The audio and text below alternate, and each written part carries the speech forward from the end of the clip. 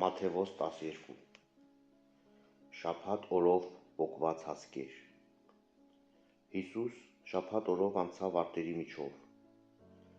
Նրա աշակերտները քաղցած էին և սկսեցին հասկ պոկել և ուտել։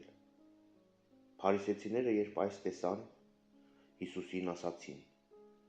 «Ահա քո աշակերտները անում են մի բան,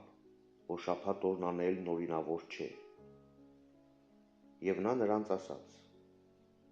«Դուք չեք կարդացել, թե ինչ արեց Դավիթը, երբ քաղց զգաց նա և նրանք, որ նրա հետ էին, թե ինչպես մտավ Աստծու տունը և կերավ առաջավորության հացը, որն ուտել օրենք չէր ոչ նրա և ոչ էլ նրա հետ եղողների համար, այլ միայն քահանաների համար։ Կամ թե օրենքում չեք կարդացել, որ շաբաթ օրերը տաճարում քահանաները փղծում են շաբաթը և անմեղ են։ Բայց ասում եմ ձեզ, որ այստեղ տաճարից մեծ մեկը կա, և եթե իմանայիք, թե ինչ է ողորմություն եմ կամենում և ոչ զոհ, ապա դուք անպարտներին չէիք դատապարտի, ուրեմն մարդու որդին շաբաթ օրվա Տերն է»։ Չորացած ձեռքի բժշկումը։ Հիսուս այստեղից մեկնելով եկավ նրանց ժողովարանը։ Այնտեղ կար մի մարդ, որի ձեռքը գոսացած էր։ Հիսուսին հարցրին ու ասացին. «Շաբաթ օրը թույլատրելի է բժշկել», որպեսզի նրան ամբաստանեն։ Եվ նա ասաց նրանց. «Ո՞վ է ձեզնից այն մարդը, որ մի ոչխար ունենա, և դա շաբաթ օրն ընկնի փոսի մեջ, մի՞թե չի բռնի ու վեր հանի այն։ Իսկ արդ մարդը ոչխարից որքան ևս առավել է։ Ապա ուրեմն պետք է շաբաթ օրը բարիք գործել»։ Այն ժամանակ մարդուն ասաց. «Ձեռքդ երկարիր», և նա երկարեց, և առողջացավ գոսացած ձեռքը, ինչպես մյուսը։ Իսկ փարիսեցիները դուրս գալով նրա դեմ խորհուրդ արին, թե ինչպես կորստյան մատնեն նրան։ Երբ Հիսուս այս իմացավ, այդտեղից մեկնեց։ Նրա հետևից գնաց շատ ժողովուրդ, և նա բոլորին բժշկեց։ Եվ խստիվ պատվիրեց նրանց, որ իր մասին ոչ ոքի բան չասեն, որպեսզի կատարվի այն, ինչ որ ասվեց Եսայի մարգարեի բերանով. «Ահա իմ ծառան, որին ընտրեցի, և իմ սիրելին, որին հոգիս հավանեց. նրա վրա իմ հոգին պիտի դնեմ, և նա հեթանոսներին դատաստան պիտի հայտարարի. նա ոչ պիտի հակառակի և ոչ էլ պիտի աղաղակի, հրապարակներում նրա ձայնը ոչ մեկը չպիտի լսի, ջախջախված եղեգը նա չպիտի փշրի, և առկայծ պատրույգը չպիտի հանգցնի, մինչև որ արդարությունը հաղթանակի հասցնի, և նրա անվան վրա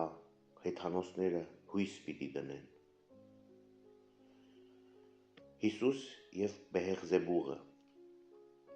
Այն ժամանակ նրա մոտ բերվեց կույր ու համր մի դիվահար, և նա բժշկեց նրան, այնպես որ համրն ու կույրը խոսում էր ու տեսնում։ Ամբողջ ժողովուրդը զարմացավ և ասում էր. «Մի՞թե սա է Քրիստոսը, Դավթի որդին»։ Բայց երբ փարիսեցիները լսեցին, ասացին. «Նա դևերին այլ կերպ չի հանում, եթե ոչ Բեհեղզեբուղի դևերի իշխանի միջոցով»։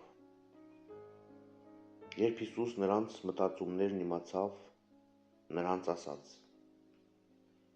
«Ինքն իր մեջ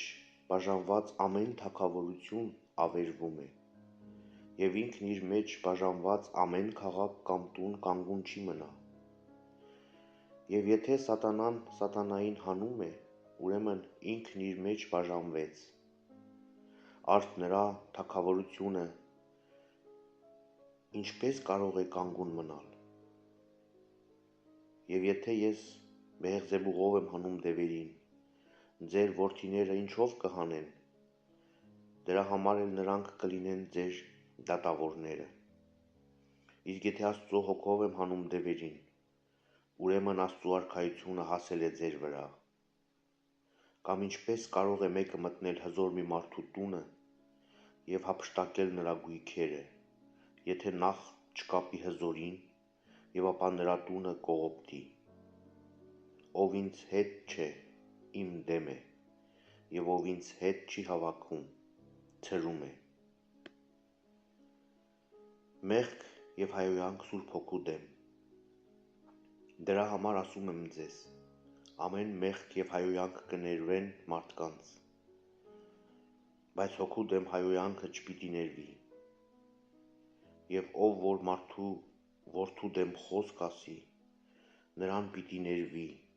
բայց ով ասի Սուրբ Հոգու դեմ, նրան չպիտի ներվի ոչ այս աշխարհում և ոչ էլ հանդերձյալում։ Կամ ծառը բարի արեք, և նրա պտուղն էլ բարի կլինի, կամ ծառը չար արեք, և նրա պտուղն էլ չար կլինի, քանի որ իր պտղից է ծառը ճանաչվում։ Իժերի ծնունդներ, դուք, որ չար եք, ինչպես կկարողանաք բարի բաներ խոսել, քանի որ բերանը սրտի լիությունից է, որ խոսում է։ Բարի մարդը իր սրտի բարի գանձերից հանում է բարի բաներ, իսկ չար մարդը իր սրտի չար գանձերից հանում է չար բաներ։ Բայց ասում եմ ձեզ, թե մարդիկ իրենց խոսած ամեն դատարկ բանի համար դատաստանի օրը հաշիվ պիտի տան, որովհետև քո խոսքերով պիտի արդարանաս և քո խոսքերով պիտի դատապարտվես։ Նշանի հայցում։ Այն ժամանակ օրենսգետներից և փարիսեցիներից ոմանք նրան պատասխան տվեցին ու ասացին. «Վարդապետ, քեզնից մի նշան ենք կամենում տեսնել»։ Նա պատասխան տվեց նրանց ու ասաց. «Չար և շնացող ազգը նշան է փնտրում, այլ նշան չի տրվի նրան, բայց միայն Հովնան մարգարեի նշանը։ Որովհետև ինչպես Հովնանը 3 օր ու 3 գիշեր գետի փորի մեջ էր, նույնպես և մարդու որդին երկրի ընդերքում 3 օր ու 3 գիշեր։ Նինվեի մարդիկ դատաստանի ժամանակ այս ազգի դեմ պիտի դուրս գան և պիտի դատապարտեն նրան, քանի որ նրանք Հովնանի քարոզությամբ ապաշխարեցին, և ահավասիկ այստեղ Հովնանից մեծը կա։ Հարավի դժոխոն դատաստանի ժամանակ պիտի դուրս գա այս ազգի դեմ և պիտի դատապարտի նրան, որովհետև նա երկրի ծագերից եկավ լսելու Սողոմոնի իմաստությունը, և ահա այստեղ Սողոմոնից մեծը կա։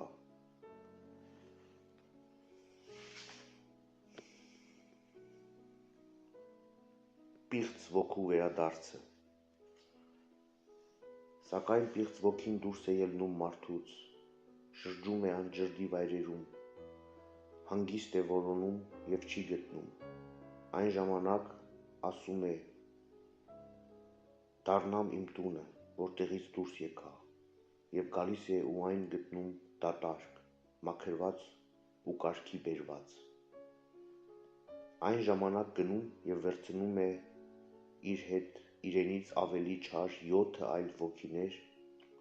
և մտնում բնակվում է այնտեղ, և այդ մարդու վերջը լինում է ավելի վատ, քան առաջ էր։ Այսպես պիտի լինի և այս չար սերնդին։ Հիսուսի մայրն ու եղբայրները։ Մինչ Հիսուս դեռ խոսքն ուղղում էր բազմությանը,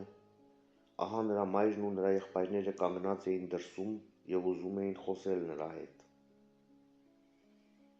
Եվ մեկն ասաց նրան. «Ահա քո մայրն ու քո եղբայրները դրսում կանգնած են և ուզում են քեզ հետ խոսել»։ Նա այդ ասողին պատասխանեց ու ասաց. «Ո՞վ է իմ մայրը, կամ ովքեր են իմ եղբայրները»։ և իր ձեռք երկարելով դեպի իր աշակերտները ասաց. «Ահա իմ մայրը և իմ եղբայրները,